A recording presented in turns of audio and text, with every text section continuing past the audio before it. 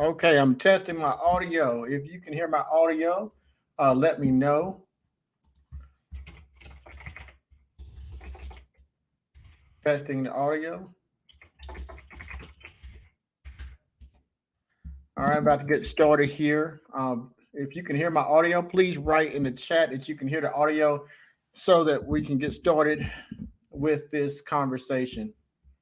Just simply type in the chat that you can hear the audio.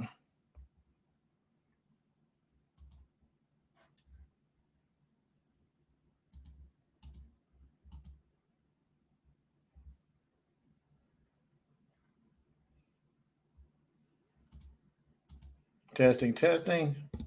All right, one more time. I'm going to ask you if you are hearing this audio, let me know in the chat so I can know that you can hear me so we can get started.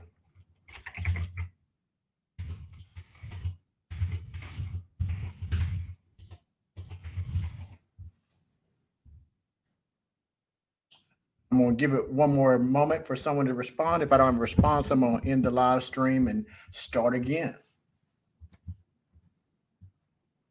Okay, thank you very much.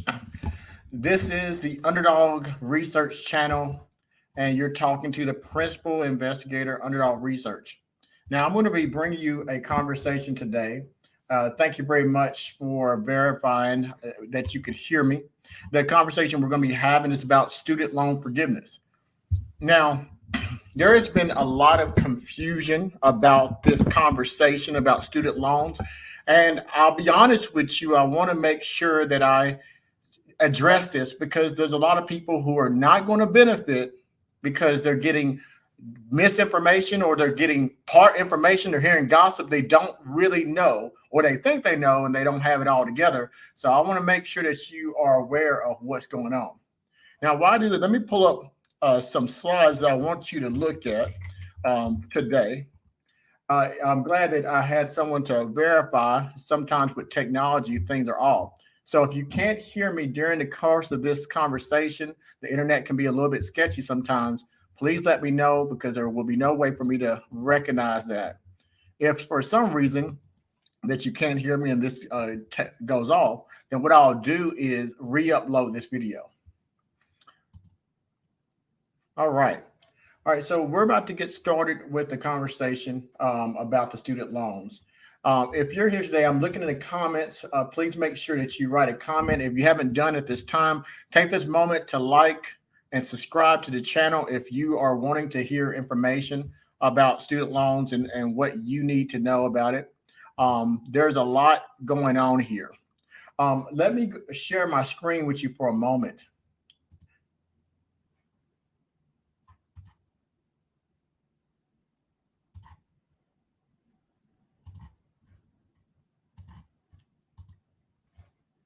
All right.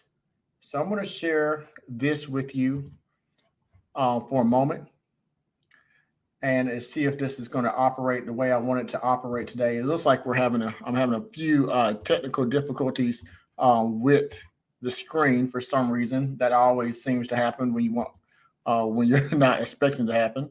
But let me get this taken care of for you. So the conversation we're having right now is about student loan forgiveness. Now, there's been a lot that people have been talking about. Student loans forgiveness. America's heroes don't always wear uniforms. You've earned it. And let's talk about what I am referring to. I'm going to attempt to play this by this individual called David Ramsey. I'm going to upload this at this time. Hopefully, you'll be able to hear this. But let me play you this clip by David Ramsey. If it doesn't play, then I'll replay it. The cancellation that they're all bragging about that doesn't work is the public service student loan forgiveness. And 98% of the people that apply for that so far have not gotten forgiveness. Only 2%. That's known as a scam. Well, let's double down on how stupid we're going to be here. Education is important, but overpaying for education, it's an irony of ironies that in America we're stupid about education. So that was David Ramsey, which is a personal finance guru, if you will. and he was discussing that student loans, particularly the public service loan waiver, was a scam. Now, let me say this. Personally, I believe that what he said isn't completely accurate. I think that it absolutely has some problems with the student loan forgiveness program. I think it's been shown that it has some problems. But individuals being stupid to participate in the student loan forgiveness, I don't agree with. Absolutely don't agree with it. I think that is a dangerous thing to say because there is something we do in the United States called laws that we have, and that we're a country of laws. And if there's an agreement made, if it's between two parties, and if one party doesn't uphold their end of the agreement, that's called a breach of contract. Now, with that, there has been a breach of contract with the student loan forgiveness program, and I'm going to tell you why. When we look at the student loan program, we look at what is happening right now. And right now, many people are very confused because they're thinking that we're referring to the $10,000 proposed conversation about student loans that hasn't happened yet and may not happen. But that's not the conversation about student loan forgiveness that I'm having. And that's the problem. We're confusing the matter, and a lot of people are going to be left without getting this opportunity because they got bad information. This is what's going on. There is different types of forgiveness programs happening right now, but a lot of them are limited. Now, there is the IDR, and I'm not going to use a lot of these fancy words, but the IDR is the income-driven repayment plan. If you have a student loan at all, and that means that you had a student loan for, let's say, more than a couple of years, then you paid anything on the student loan or just had one, and you have been a part of this more than likely IDR plan. And what you may not have known is you're supposed to have gotten forgiveness if you had made payments for 20 to 25 years, depending on your circumstances. And that was a part of the agreement, but that didn't happen. Now, that's one thing. So remember that terminology, IDR. Now, the other conversation I'm going to have is about the PSLF, Public Service Loan Forgiveness. Now, that is another whole conversation. The Public Service Loan Forgiveness was a program started in 2007. That was by Bush. Now, what this program was supposed to have done is anyone who had a student loan who worked in the federal government, state, local, or a nonprofit organization, after 10 years of service, you should have been able to get rid of your student loans. That's what should have happened. Remember, we're talking about contracts. What was proposed, what was said was going to happen. That means that if this started in 2007, that the earliest someone would have been able to discharge their loans is 2017. Now, this is not something new. This was what's supposed to have happened. But there was a problem with that. That didn't occur. So right off the bat, I want to make sure you identify yourself. If you have a student loan and you have had that student loan for quite some time, and I'll talk about that in the webinar coming up, you more than likely might have had an IDR, an income-driven repayment plan, which you may not have realized that that plan said that after 20, 25 years of paying on that loan, you're done. They'll discharge the rest of the loan. Or you might identify yourself as anybody who's worked for public service in their lifetime, starting at 2007 when this came out to now. If you work for public service or a 501c3, then that is applicable to you. So understand those two different things, because people are merging it together with this $10,000 proposed legislation that has not occurred. So that's the two categories. Now, let me go ahead and I'm going to try to open up my presentation I want to show you, but it looks like I'm having a little bit of internet problems at this very moment for some reason, probably because I want to go live, but it's okay. I'm going to try to bring it up. If I can't bring it up, we're going to still get you this information. So one moment here, and let me bring this up one more time. All right. I think it's looking good. So I'm going to share my screen. If it doesn't play well, then that's okay. Then we'll keep going. So let me share my screen with you again so that you can see what's going on. My screen is doing some wonky stuff. So that's okay. Let me see if I can get this for you. So you can see this. It should come up in momentarily, which I hate that it's doing this to you today. So what David Ramsey said that I don't agree with is that it is stupid. He called this stupid. Now, I don't know about you, but I don't believe that it is stupid for individuals who had been promised something to not receive it. That's what was promised through legislation. The Congress, the United States of America promised this, but from what was reported, 99% of the people who are supposed to get these public service loan forgiveness, who were supposed to get the income-driven repayment, didn't get it. They were denied. So now you have a circumstance that has grown where people have student loans that are getting capitalized interest, that are not getting forgiven for various reasons, but it was promised that it should happen. Now, who does this affect? So we got the Gen X, we got the millennials, we got Gen Z. Now with Gen X, that is probably more likely my generation. That's from 1965 to about 1979. Now, Gen X, what they are doing, they are the ones around the age range about 40 and up. Then we got the millennials, the late 30s, and you got the Gen Z. Now, this is mainly talking to Gen X and the millennials because 2010, 2007 is when the president put this in action. Congress put this in action. And now those individuals who were working for those sectors should have gotten this. Or you graduated 1998 or below, you might have gotten a student loan and you've had it out for about 20 years. These are the two individual effects. Now, I want you to ask yourself, do you have one of these? If you have ever had in your life a income-driven repayment plan where you might have paid the ICR, original IBR, repay. There's all these different things. It don't really matter if you've ever had a repayment plan, then this is more than likely for you. So I'm going to tell you a little story about who this affects. Military service members. Do you know anyone who is a military service member?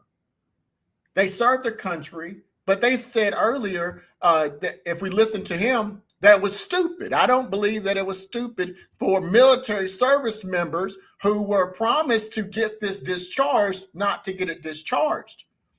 Now, I'm going to tell you that this is what has happened. I myself am a military service member. I'm going to share a story with you. Now, 10 die in a crash in a U.S. helicopter off of Djibouti. This is February 19, 2006. Now, my screen is going back and forth, but let me read what it says to you. The U.S. military confirmed Sunday that 10 U.S. troops died when 2 transport helicopters crashed into the ocean. The search for the others was called off Saturday when the military said it had accounted for 10 troops.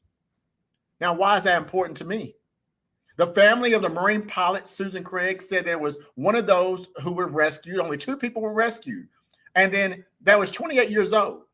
Now, Saturday afternoon, they said in an interview, this is what happened.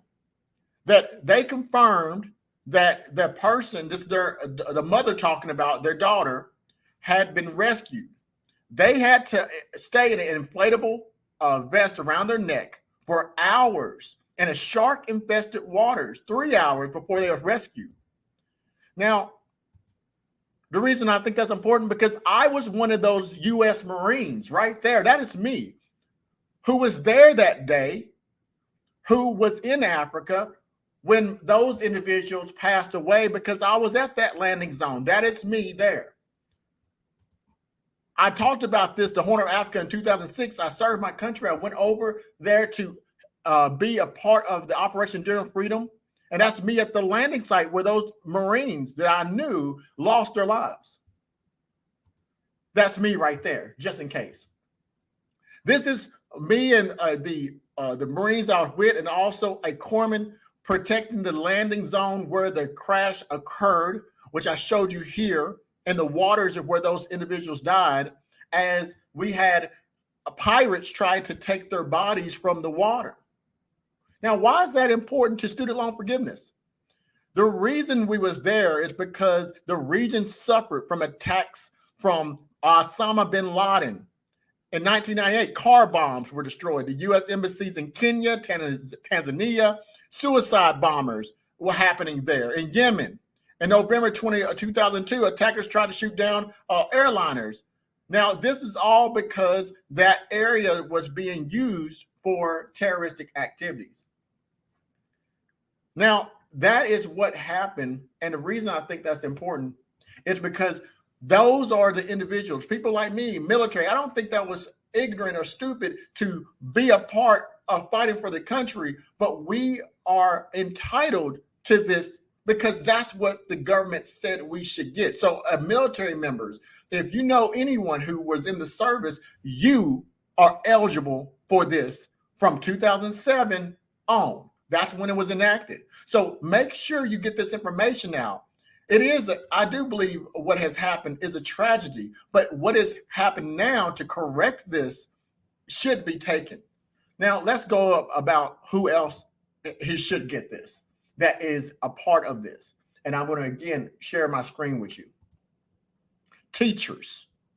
Now, I'm going to try to play something for you, and I'm going to tell you about the teacher aspect. And I apologize again that this is happening to my screen, but let me share something with you. And let me.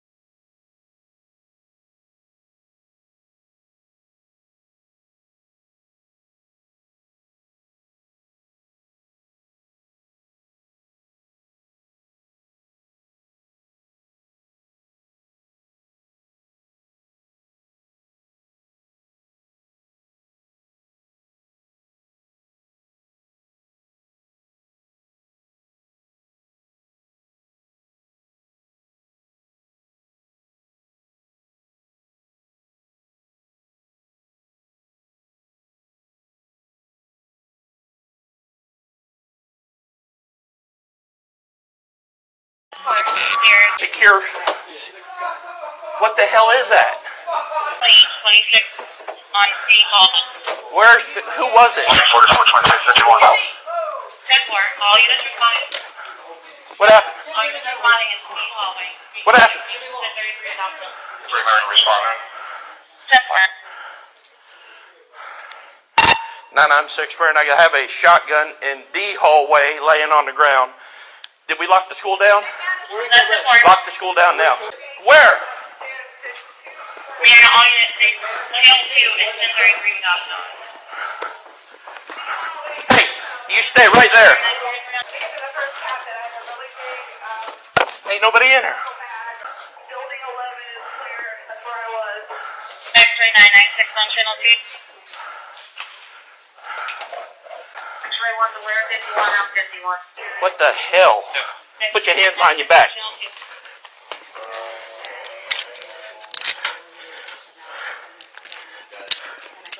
Everyone out. Okay, stop right there. Stop right there. Who is he? He's the shooter. He shot through the door, but he doesn't know which room. 996 Burn. I have one in custody. They're saying he's a shooter. Hold on just one. Go secure the gun for now. Where's that? It's in the hallway. Restroom. Secure. There's another one in the restroom? No, I said the gun's in front of the restroom. Okay. I'm sorry, sir. What do you say? I wasn't raised by the right people. Are you kidding me? There's a lot of violence. I don't know. In medication. 5345 area. The front doors of the main building are all locked. I don't know. I'm walking around the outside. Are you serious? I don't know why. That's the forward. Don't say another word. Right here. The stairs of this building. Is there anybody else with you? No, sir. I'm the only one. You're the only one. Yes, sir. 996 kid.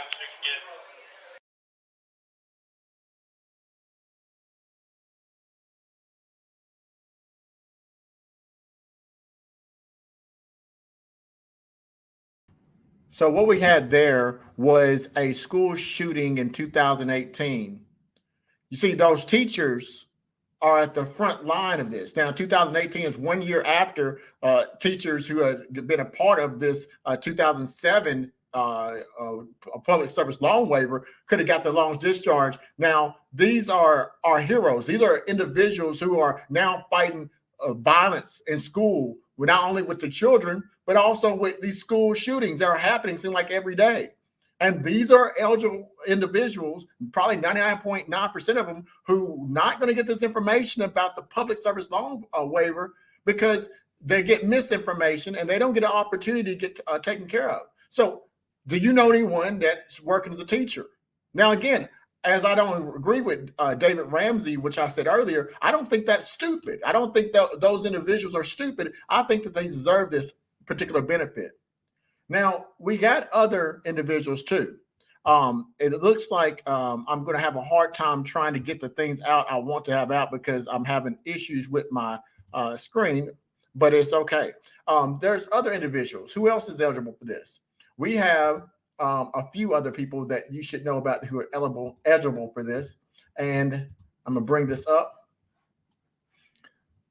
And let's talk about them. So we showed you the teachers. We showed you law enforcement, but we also need to talk about the healthcare workers.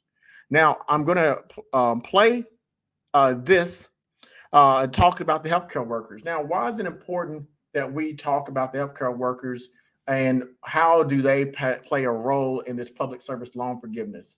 All right, so let's talk about that. Let's talk about why they deserve this benefit. So if I was to share something with you, and I'm going to go through and I'm going to share something with you, I think it's very important. Check this out. In this global pandemic, the world's healthcare workers have taken a massive load of responsibility on their shoulders. But who's caring for the healthcare workers? Hundreds of thousands of healthcare workers have been infected. There is no official global death toll, data has not been systematically collected, but more than 1,000 doctors and nurses around the world are known to have died from COVID-19. Tributes to their bravery and dedication have sprung up, and memorials for the fallen have been held. But rounds of clapping cannot protect them from this deadly illness. And candlelight vigils provide limited comfort for the lives lost and for the loss of those that could have saved others. Could healthcare work be one of the most dangerous jobs in the world? Today, we look at the situation of those who are fighting on the front lines of the pandemic. Tracking the rate of healthcare worker infections around the world. We have seen some countries with a health worker infection rate up to 30%. And tragically, we're now aware that more than 600 nurses have died because it's not being collected centrally. So healthcare workers, I thought it was important. So healthcare workers, you also have an opportunity, if you're a doctor, if you're a nurse, if you work at a desk as a secretary in a hospital, you have an opportunity here as well that you are going to be eligible for this public service loan forgiveness waiver. Or you may be in a different job and still might be eligible under a different qualification, maybe under the IDR. So again, there's a lot of different people who are eligible. Now, I'm not going to be able to bring all my presentation up. What I'm going to do is I'm going to put my presentation together, and that way I don't have to go back and forth, having some computer issues, but that's okay. Here's the point I want to bring up. There's a few people that are eligible. You got military, you got law enforcement, you got healthcare workers. What about the janitors who actually do the work in a lot of these public institutions? You got individuals who've had loans who are part of the Gen X or millennials who've had those loans for about 20 years who might be eligible to get their loans forgiven. And all this can happen, but you have to take action. So it is very important to me that we start to put faces on this that's happening with student loans, that we start putting faces on the promises that were already made that didn't happen, the people who were denied, who should not have been denied, and how that now we're trying to rectify this. We're working to rectify this. We're not getting anything free. There's no free lunch here. This is to rectify something that we should have already received. So that's important to me. I'm going to say this in the upcoming webinar that I'll be giving. I'm going to be talking about all these various confusing things about this public service loan forgiveness, student loan forgiveness. I'm going to be going through detailed information about it. I'm going to be bring you the information that is being given to you in the wrong way, and so that you know if you might be eligible. Now, I can't do one thing for you. I cannot take action. And what I'm afraid is you got about 4 months. You got about 4 months to do something. You either can sit and do nothing, or you can take action. Now, I don't know about you, but I'm going to take action myself. I believe that this is a great opportunity because for those who get this, they're going to absolutely have an opportunity either to cancel their loans, or be a lot closer to cancellation than they ever was before. Now, what is going to happen, I anticipate, is a lot of individuals who really need the help have already thrown their hands up and said, I can't do anything about it, are not going to get the help they need. And after October 31st of 2022, it's not going to be available. It's a one shot at this. And if you really want to change your life, take off a few $1,000s worth of student loans that you rate. No one else is going to pay your bills. So I'm going to be talking about that. Now, also, I'll have with me Professor Akpan. He will not be doing the webinar with me. He'll be doing a separate one because there's a lot of information here, and I want to make sure you get that information. Now, Professor Akpan is an actual professor in accounting. There are some strategies that people are utilizing if you are considering getting a 501c3 nonprofit or never have thought about it, but that you can use that moving forward after the October 31st, 2022 timeframe could put you in a position to get other months counted toward that waiver. And that's a whole process in itself. And I'm not going to be the one that's going to be able to bring you that. I'm going to bring you a professional who looks at accounting, who looks at how to formulate these 501c3s and how you can take that avenue if you so choose legally. Again, nothing I give you can be legal advice. This is going to be information that I have curated, that I have placed all in one place so that you can go over it. Now, go to the link in the description of this video when it's over with. Go into my past few videos. I'm going to share with you exactly what you need to do to sign up for the register for the webinar. This first one will be starting next week. So by the time you see this, if you look at this video, I'm going to be doing a video moving forward as we go once a week, or maybe once every 2 weeks, depends on how much participation I have until that October 31st deadline goes. Do not wait too long because a lot of people are ahead of line, and some of these are limited to funds that are available right now. Again, that's some things we are talking about in my webinar. Take a moment, share this with someone. Military, law enforcement, regardless of the job they did. Let me make sure that's clear. No matter what job they did, if they was a crossing guard, they work part-time, I have something for them that they need to know about that they can use. Knowledge is power, but you know what's better? Applying that knowledge. A friend told me that. applied knowledge is so much better than simply getting it. So I want you to apply this knowledge. I'm going to remake this video when this ends because it was plagued with a lot of technical issues that I wasn't accustomed to. I didn't like. So I want to fix that for you. But I want you to make sure you pay attention. Still send this information. Again, I'm Jeremy, a digital forensic scientist, researcher, in my doctoral studies. And I've been doing this for quite some time, been in school since 1998 when I graduated from high school. And I've been in college and enrolled in a lot of different courses, served my country in a lot of different capacities. And I know that many of you are similarly situated.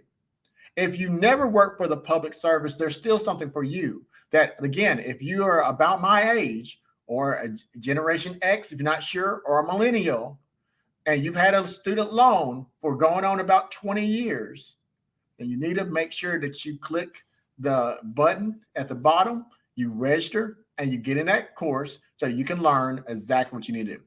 All right, that's all I have. I'm going to remake this so I can get this in a more consolidated manner. My apologies for the video technical difficulties, but that happens online sometimes. So I'm going to remake this and repost it so you can get all the information I want to share with you. Well, thank you again. And until next time, this has been your principal researcher, Underdog Crypto.